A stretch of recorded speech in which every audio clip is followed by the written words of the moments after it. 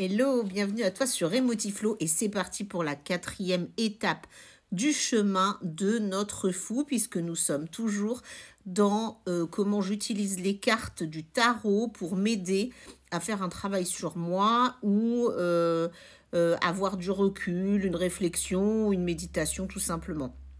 Ou alors aussi si tu veux apprendre les arcanes majeures du tarot. Alors aujourd'hui on arrive à la 4e étape pour notre fou. 4e étape, tu te rappelles, il était fou, il est parti à l'aventure.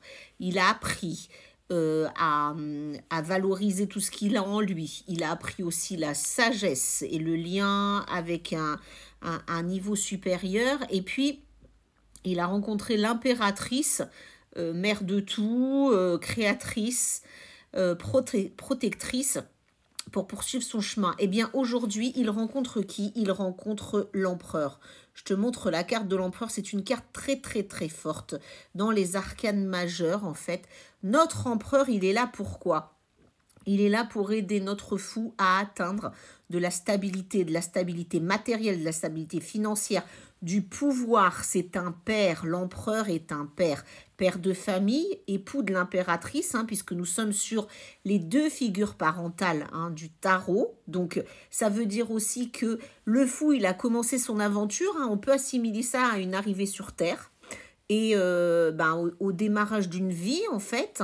Donc, il avait tous les outils sur lesquels capitaliser. Il avait aussi cette espèce d'éducation, sagesse.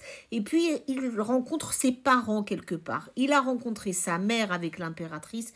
Il rencontre son père avec l'empereur. Alors, l'empereur, c'est une image très forte de quelqu'un, comme je te le disais, qui a du pouvoir, qui a de l'autorité, qui est plus axé sur le matériel que l'immatériel. Là où l'impératrice est connectée à la nature, à la fécondité, à la protection, l'empereur il protège, mais surtout sur un niveau matériel, sur un niveau financier, sur un niveau de réussite.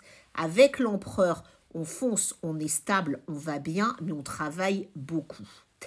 Et comme je te le disais, comme on a toujours deux faces à une carte, ça peut être aussi une image de despote. Attention, le travers de l'empereur, c'est de faire preuve de beaucoup trop d'autorité ou de se couper du monde émotionnel pour n'être que dans le matériel, la réussite, l'éducation, les règles.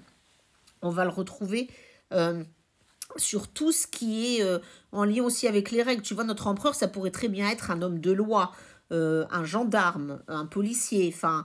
Vraiment, on est sur de la droiture à l'état pur. C'est lui qui va apporter, en fait, finalement, cette soif de stabilité, de construction à long terme pour notre fou.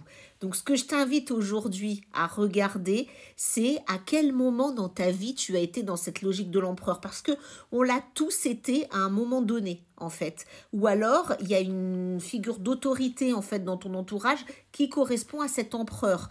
Qu'est-ce que cet empereur t'a apporté ?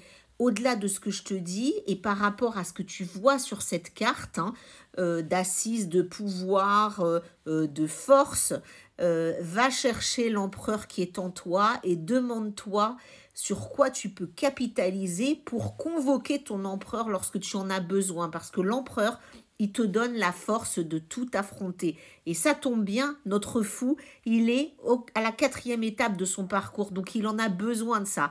Il a besoin d'un père comme guide. Il a besoin aussi de développer sa force intérieure pour pouvoir être guidé par lui-même dans cette stabilité qui lui permettra de poursuivre son chemin. Je te dis à très bientôt sur Emotiflow. N'hésite pas à liker ou t'abonner. Et puis, on se retrouve pour la prochaine étape de notre fou.